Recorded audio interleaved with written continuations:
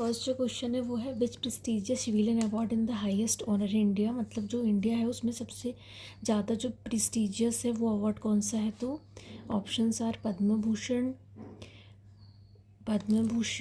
पद्मश्री, भारत रत्न और पद्म विभूषण। तो answer gas करिए आप, आंसर है इसका भारत रत्न। नेक्स्ट क्वेश्चन है कि blanks in a male is placed outside the body to maintain a lower temperature than the body, मतलब ऐसा मेल्स में कौन सा बॉडी का पार्ट रहता है जो बाहर की ओर रहता है, जो लोगों की बॉडी में टेम्परेचर मेंटेन करने में हेल्प करता है। तो seminal vesicles, prostate gland, scrotum and ureter. तो स्क्रोटम जो रहते हैं वो मेंस में बाहर की ओर रहते हैं बॉडी में, तो क्या करते हैं वो क्या बनाने का काम करते हैं, बॉडी के टेम्परेचर को मेंटेन करने का काम करते हैं। नेक्स्ट क्वेश्चन है which state was carved out of Madhya Pradesh in 2000, मतलब सन 2000 में जो इंडिया जो हमारा मध्य प्रदेश से कौन सा राज्य जो है जो वो अलग हुआ था, कौन सा जो जगह है वो अलग हुई थी। उत्तराखंड, झारखंड, छत्तीसगढ़, उड़ीसा। तो हम इसका आंसर क्या है गेस करिए आप लोग, इसका आंसर है छत्तीसगढ़। अगर हम बात करेंगे छत्तीसगढ़ की, तो छत्तीसगढ़ जो है सन 2000 में हमारे मध्य प्रदेश से अलग होकर एक अलग राज्य बना था। नेक्स्ट हिंदी के क्वेश्चंस पे आते हैं। इसमें गाइस आप लोगों को पता ही होगा, इसमें देखिए क्या है, अलंकारों के बारे में सत्य नहीं है कि ऐसी कौन सी लाइन, जो चारों लाइन लिखी है आप लोग देखिए पढ़ पा रहे हैं, चारों लाइन जो लिखी है उसमें से कौन सी लाइन जो है वो अलंकारों के लिए गलत लिखी गई है, कि ये कथन सत्य नहीं है। अलंकारों के में कि शब्दालंकार और अर्थालंकार भी प्रकार हैं, तो हाँ 2 प्रकार के होते हैं अलंकार, शब्दालंकार और अर्थालंकार। नेक्स्ट, अलंकारों के बिना कविता लिखी नहीं जा सकती, ऐसा पॉसिबल है क्या, ऐसा कुछ नहीं है पॉसिबल, लिख सकते हैं हम लोग कविता अलंकारों के बिना भी। अलंकारों से कविता की सुंदरता बढ़ती है सुंदरता, तो अलंकारों के कारण कविता के अर्थ में प्रभाव पड़ जाता है। हाँ सही बात, अगर हम अलंकारों का यूज़ करते हैं तो कविता हमारी प्रभावी बन जाती है। तो इसमें हमें जो गलत नहीं है वो क्या है, अलंकारों के बिना कविता लिखी ही नहीं जा सकती, ये पॉसिबल नहीं है। तो ऐसा पॉसिबल है, इसके लिए इसका आंसर जो जाएगा सेकेंड आ जाएगा इसका आंसर। नेक्स्ट हम देखते हैं, नेक्स्ट क्वेश्चन देखते हैं हम लोग। ये जो है ये इंग्लिश से है। Which is following is a pure substance. जो ऑप्शन दिए चारों में सबसे प्योर सब्सटेंस क्या है, तो कॉपर यूटेंसिल्स, घी, गोल्ड, मिल्क। कॉपर यूटेंसिल्स की बात करें तो कॉपर को अगर हम उसकी बर्तन बनाते तो हमें उसमें कुछ अलग दूसरा मेटल मिलाना पड़ता है उसको मोल्ड करने के लिए। घी में भी आजकल बहुत ज़्यादा वो हो सकता है फूड एडल्ट्रेशन हो रहा है। गोल्ड और मिल्क, तो गोल्ड में हम कुछ नहीं मिला सकते, बाकी मिल्क में भी हम लोग मिला सकते हैं। तो सबसे प्योर सब्सटेंस क्या आएगा, इसका answer gold. Best fit in sentence, हमको सेंटेंस पढ़ना है और उसमें चारों ऑप्शन में देखना है कि सबसे अच्छा इसमें क्या फिट हो रहा है। तो blanks young people has be allowed to leave school when they like.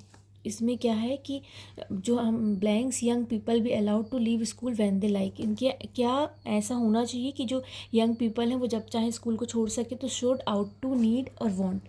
Need का मतलब होता है हमको जब ज़रूरत पड़ती है, वांट का ये मतलब होता है कि क्या हम ऐसा चाहते हैं, आउट टू का मतलब जब हम कोई आदेश देते हैं तब हम उसको लागू करते हैं।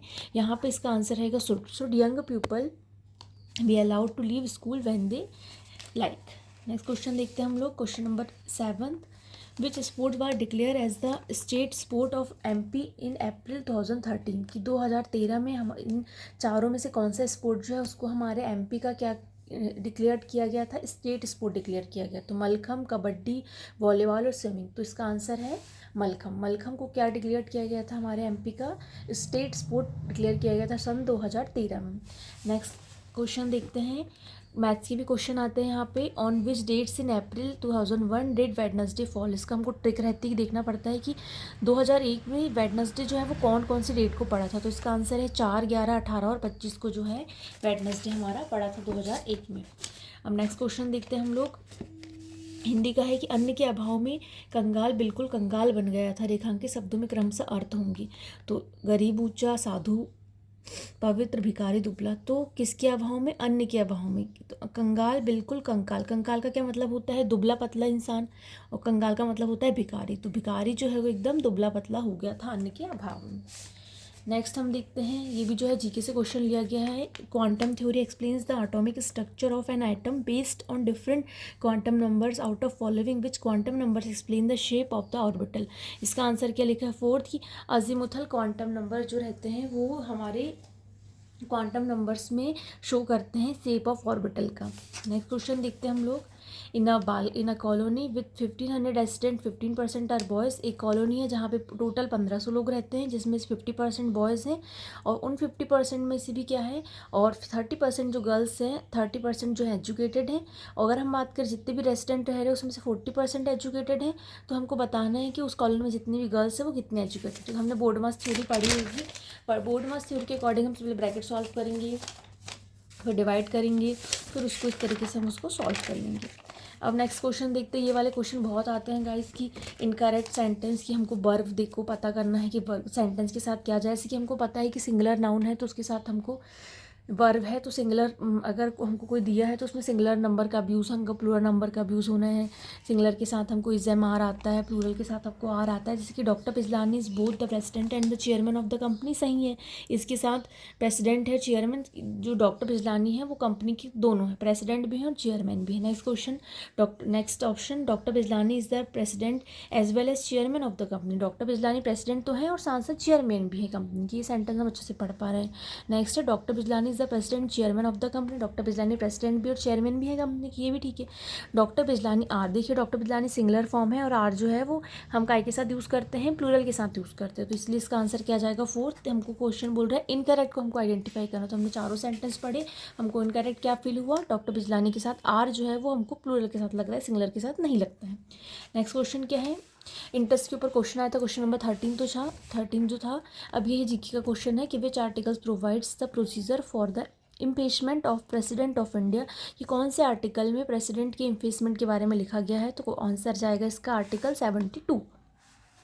इस टाइप के क्वेश्चन भी आते हैं। न्यूज़पेपर जो है वो एडिटर से संबंधित है तो कॉन्फ्रेंस किससे संबंधित है। कुछ लोगों ने इसका सेमिनार किया है कि कॉन्फ्रेंस में तो रिपोर्टर भी होता है, सेमिनार भी होता है, वेंडर भी होता है, लेकिन देखिए न्यूज़पेपर को कौन ऐड करता है, एडिटर। एडिटर न्यूज़पेपर का को मेन है उसका, तो वैसे कॉन्फ्रेंस को कौन कंडक्ट करता है, बिना चेयरमैन की कॉन्फ्रेंस हो सकती है क्या, नहीं हो सकती, इसलिए इसका आंसर क्या आएगा, चेयरमैन। नेक्स्ट क्वेश्चन है,